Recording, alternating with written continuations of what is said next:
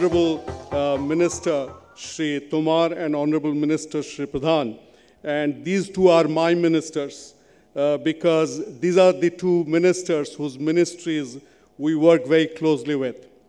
And so let me give my report card to the Honorable two ministers.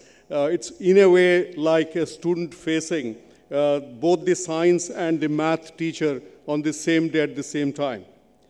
First and foremost, respected Shri Tomarji, under his leadership, the Deen Dayal Upadhyay Gramin Kaushalya Yojana program runs, and for the second year in a row, this state has been adjudged as the best performing state.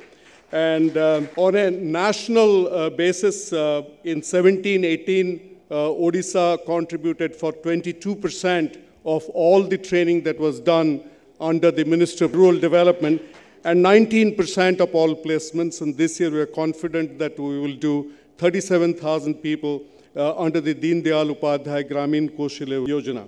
As far as the Ministry of Skill Development and Entrepreneurship is concerned, which is directly the department with which is the nodal department with which we work, which is under Shri Dharmendra Pradhanji, I think the biggest achievement that the state had is participation in World Skill Competition.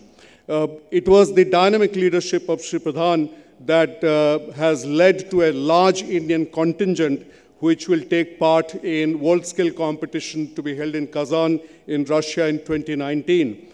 And in that, Odisha is fielding the second largest contingent next only to Maharashtra. And this wouldn't have been possible without the direct support and guidance of the Ministry of Skill Development and Entrepreneurship. Going forward, we have 4 focus areas. One is we will take the ITI institution, which creates the skilled workforce for the aluminium industry forward. And we are hell-bent upon making the ITI institutions in the state as benchmark for the rest of the country. The second is we are setting up a very large world skill center in Bhubaneswar, which will go on stream in 2019. And this is being set up at an outlay of almost $200 million. The third thing that we are doing is we are using the momentum created by MOSD in terms of world skills competition to actually do it on an annual basis, even as world skill happens once in 2 years. So we are now beginning the preparation for World Skill Competition 2021. We will do that to create a churn and bring attention to the world of skill development. The fourth thing that we are doing is we are focusing hugely on building nanoscale entrepreneurs at grassroots level, which we call nano unicorns. So these are 4 things that we will be focusing on going forward. The message I want to leave behind with the aluminium fraternity of the world is that you are in the right place at the right time, and we are ready when you will be ready. And we will be in a position to provide absolutely world-class skilled individuals who will take you into the future. Having said that, now let me very quickly move into the second subject I want to talk to you about, and that is the subject of total quality management. I was reading with great interest the message of Shri Anil Mukim, the Secretary to Government, and I think he left behind very critical 5 messages. One, he talked about creating waste to wealth and focusing on building iron from red mud. Second, he talked about focusing on low-grade bauxite. Third thing, he talked about power. Fourth, he talked about building a circular ecosystem. Now, all these things that Mr. Mukim talked about essentially leads to a discussion on total quality management. I was trained in total quality management in Japan and Europe and the United States sometime in the 1980s. And at that time, the prescribed case studies often came from the aluminium industry. And companies like Alcoa, for example, were leaders, and I believe continue to be leaders in the adoption of ideas like Six Sigma.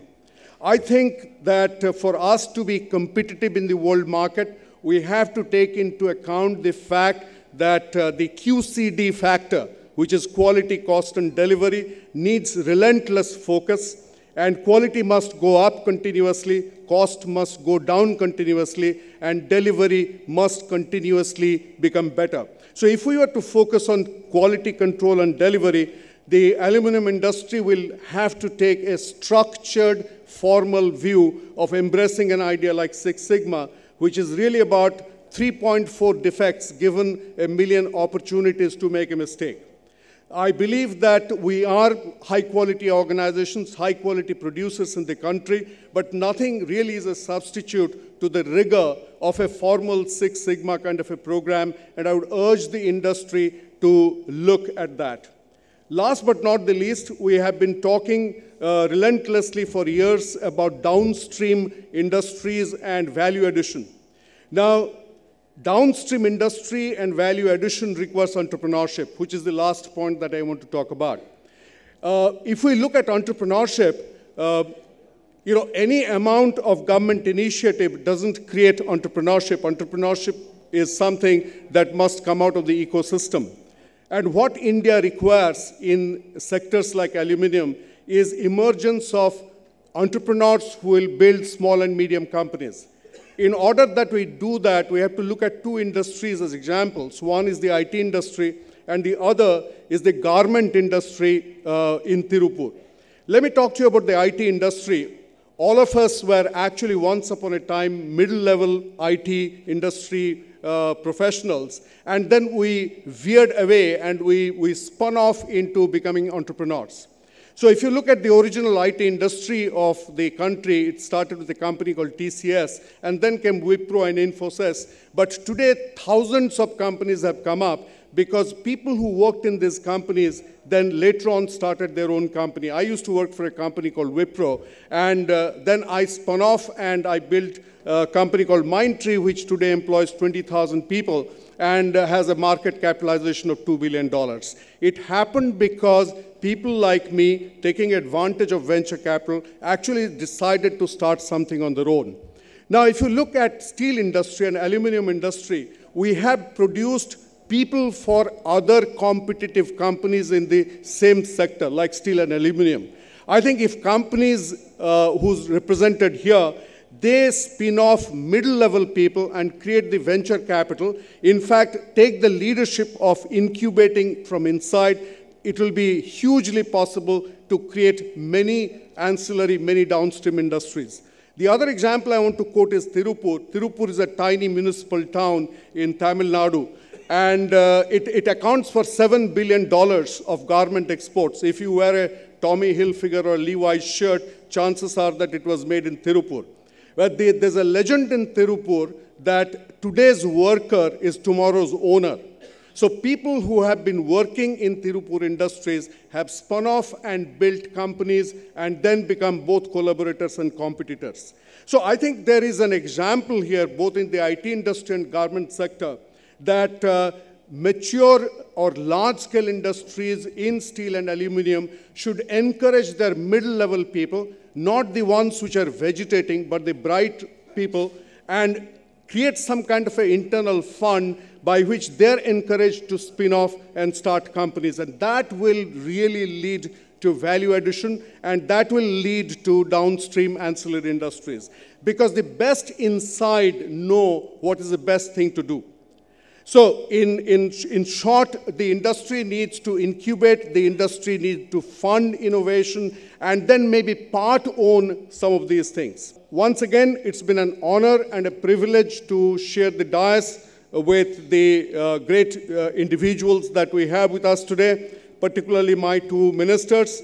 And I want to thank you. I want to wish you all the very best, that this is a great opportunity for my state and my city to hold the International Convention on Aluminium, and we hope that you get some time to enjoy the city besides deciding the future of aluminium and the future of your respective enterprises. Thank you very much. Namaskar.